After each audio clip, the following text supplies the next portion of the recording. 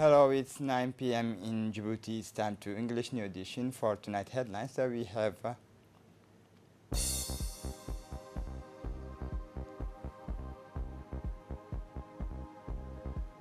celebration workshop to develop the national disability strategy at the People's Palace.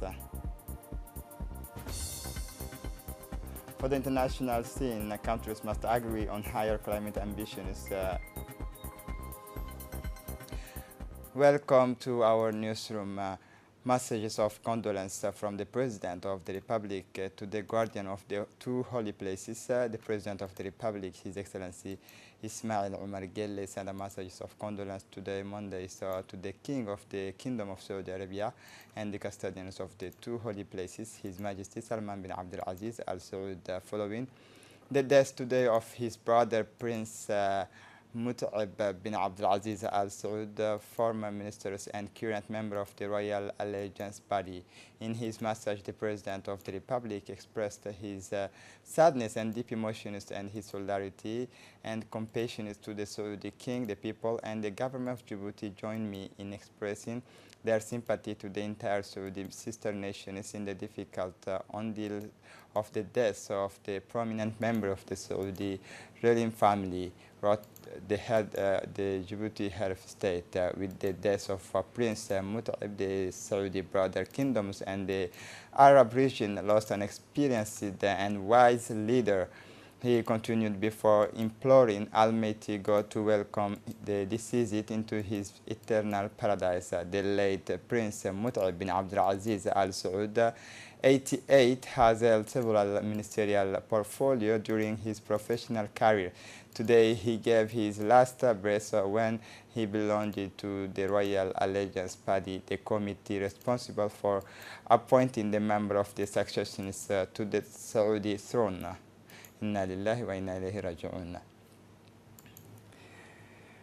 Under the high patronage of the Prime Minister Abdul Qadir Kamil Mohammed, the National Agency for Disabled Persons organized on Monday, December, at the People's Palace, the workshop to launch the diagnosis and planning process of the National Disability Strategy. The Minister of Defense, Hassan Omar Mohammed, the Minister of Women and Family, Mumina Ahmed Hassan, the Mayor of the city, Fatma Awal Usman, the Vice President of the UNFD, Hassan Ahmed Bilil, as well as representative of the United Nations system and the diplomatic corps, took part in this workshop.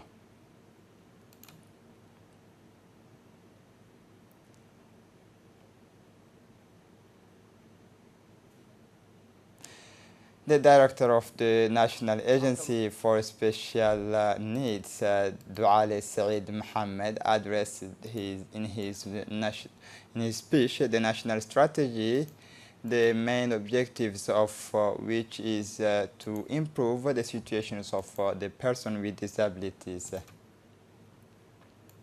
In his speech, Prime Minister Abdul Qadir Kamil Mohammed stressed the particular importance of the President of the Republic, His Excellency Ismail Omar Guelleh, to the people with disability. In January 2010, the Republic of Djibouti signed the Convention on the Rights of the Person with Disability, adopted on 13 December 2006 at United Nations headquarters. The NPH will be created in 2018 and will report directly to the presidency. The Prime Minister also recalled in the same speech that the National Disability Strategy is a natural part of the recent National Social Protection Strategy adopted by the government, and that it is intended to be an instrument implemented at the national level, always with a view of to strengthening the protections of the rights and all persons suffering from any disability. He went on to say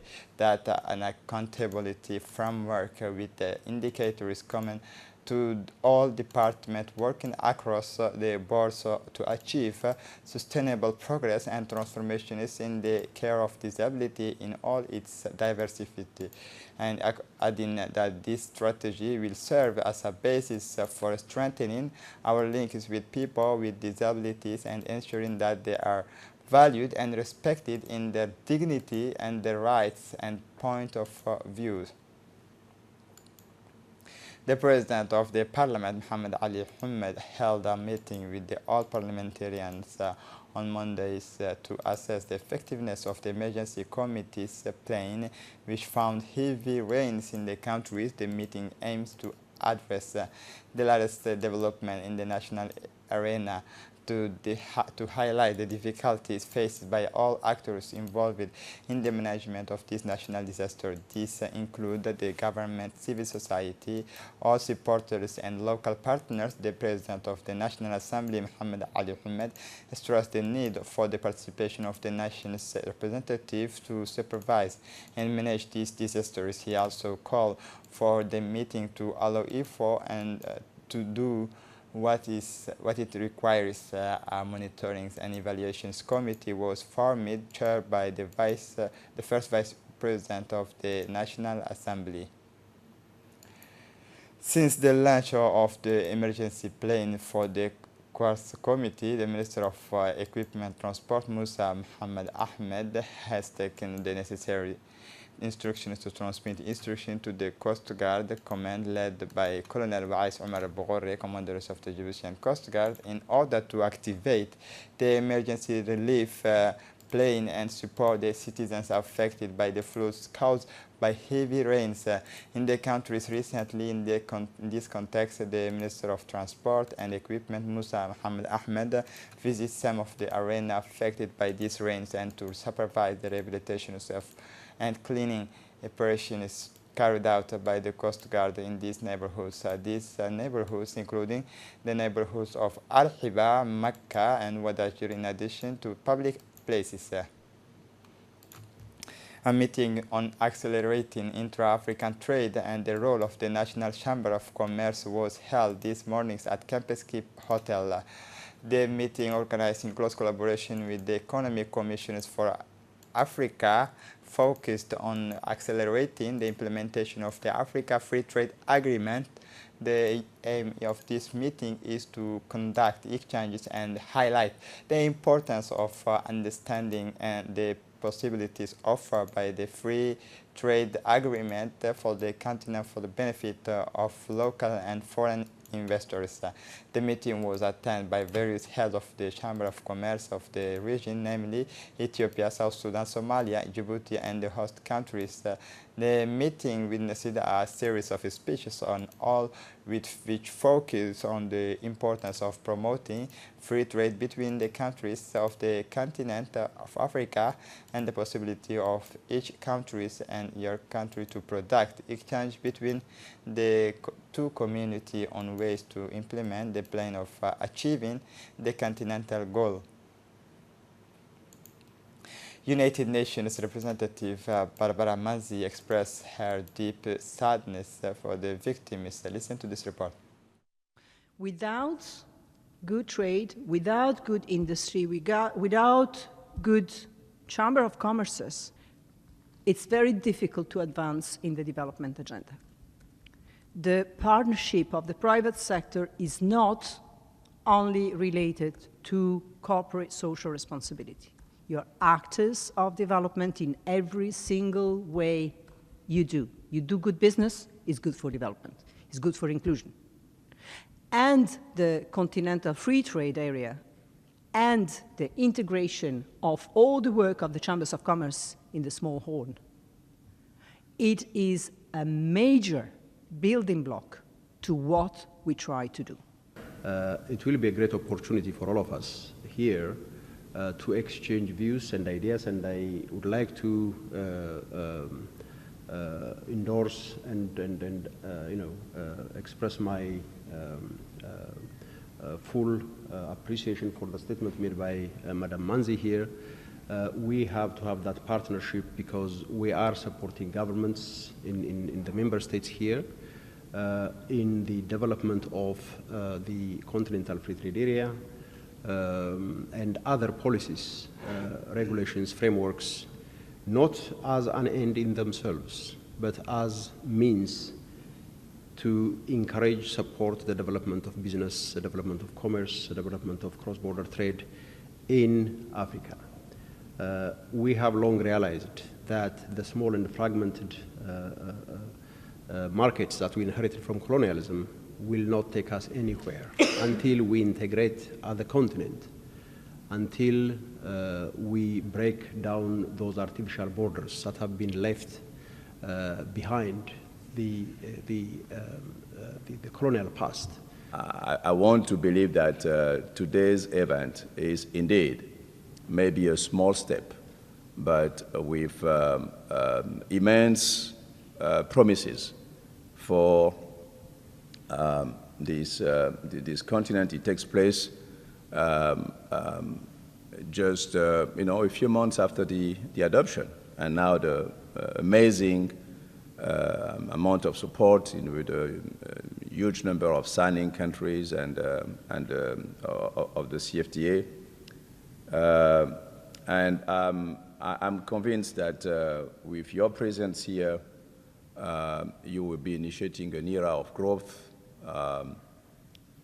prosperity, but also stability in the Horn of Africa. And as my dear colleague has just said, it's important to understand the nexus between peace, security, trade, of course, and stability.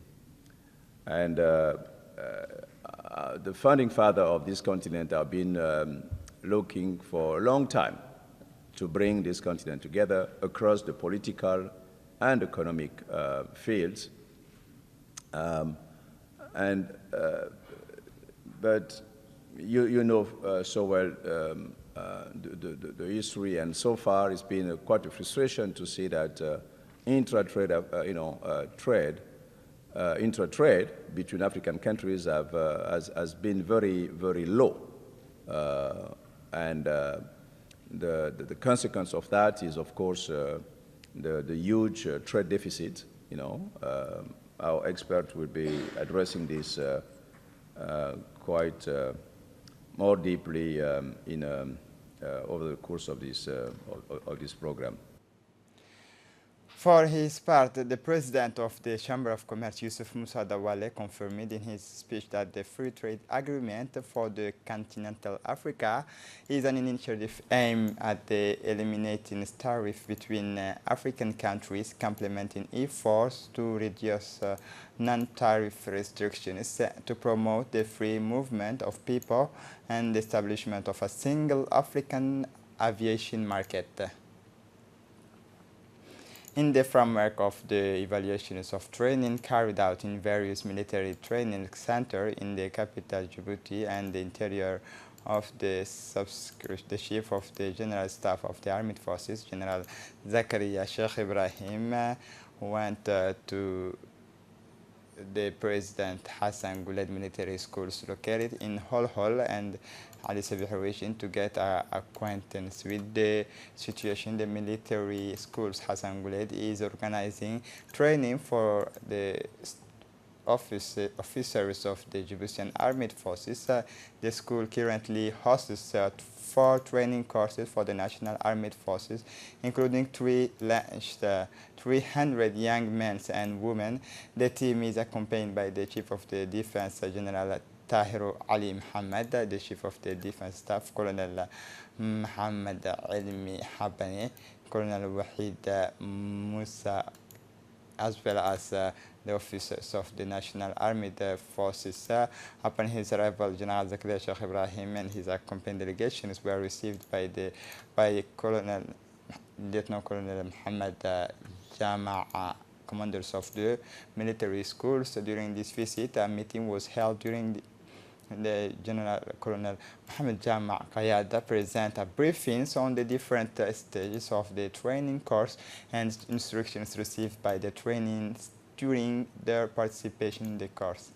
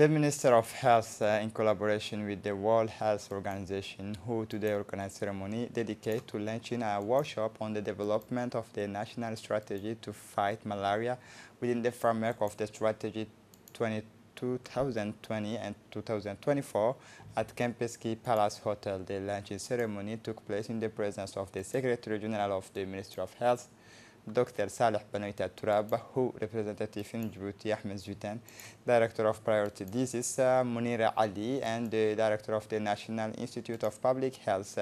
The national plan to fight the malaria epidemic is aimed at intensifying efforts to eliminate the epidemic and to take effective measures to address it. The initiative aims to formulate a new 5-year national strategy focusing on the malaria control in Djibouti.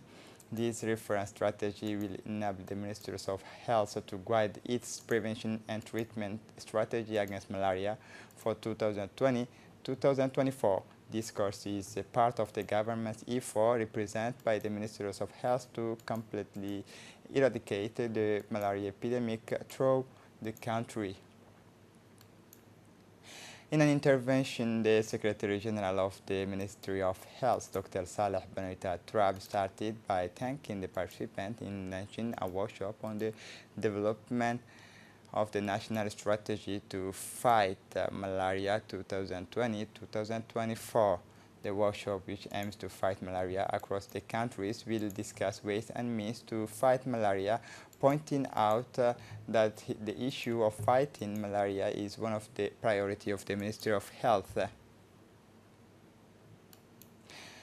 Under the support of the Executive Secretary of the High Committee of the Ministry of National Education and Vocational Training, the Center for Basic Education Teachers has been hosting a series of training courses since Sundays in the framework of improving the learning system. The meeting was attended by the Executive Secretariat, the Inspector General, and the Director General of the Center. These training courses were activated by 2 experts in the development of preparatory documents for the independent national assessment. The objective of the independent national assessment is to lay the foundation for monitoring the learnings and supporting schools and teachers and their trainees. The Secretary General of the Ministry of Education and Vocational Training, Mohammed Abdullah Mahyoub, chaired this morning's another session was organized by the Ministry in cooperation with the World Bank for the head of the educational institution and the educational advisor in order to improve the educational system in all national territory. The Indian Embassy in our country said they held a receptions to mark the 70th anniversary of the adoption of the Constitution in the country. The ceremony was attended by the Ambassador of the Republic of India to our country, Ashok Kumar, the President of the Djiboutian Friendship Group, Abdou Sikiye, high-level personalities, and a number of the embassy member of the Indian community.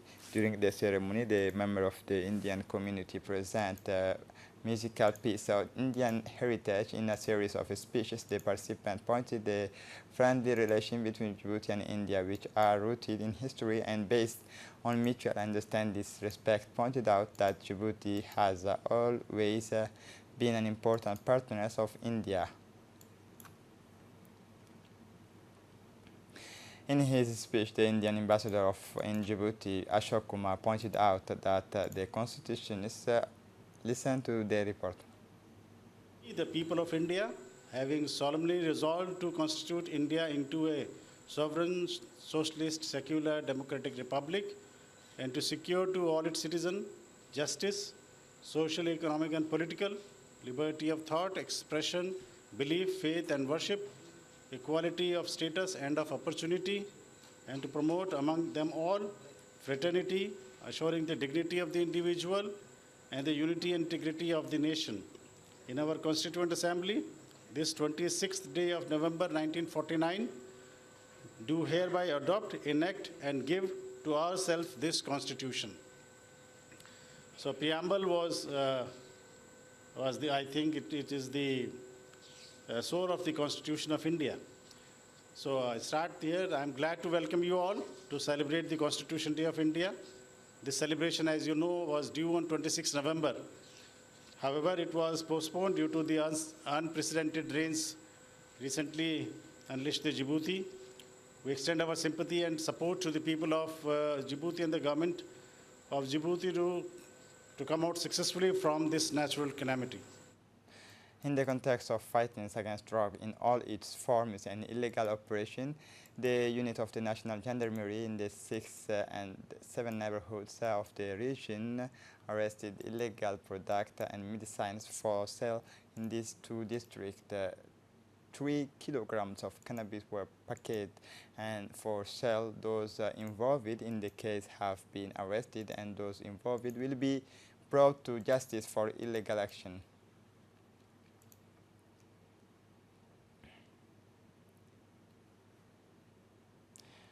Thousands of desert locusts are threatening in Ali Sabih region, particularly agricultural production area.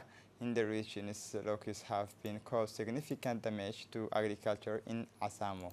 Desert locust breeding season compounded by strong rain could pose serious threat to agricultural production areas in Yemen, Sudan, Eritrea, parts of Ethiopia, and northern parts of Somalia, if warned in an article published on 25 July last year at the United Nations information site.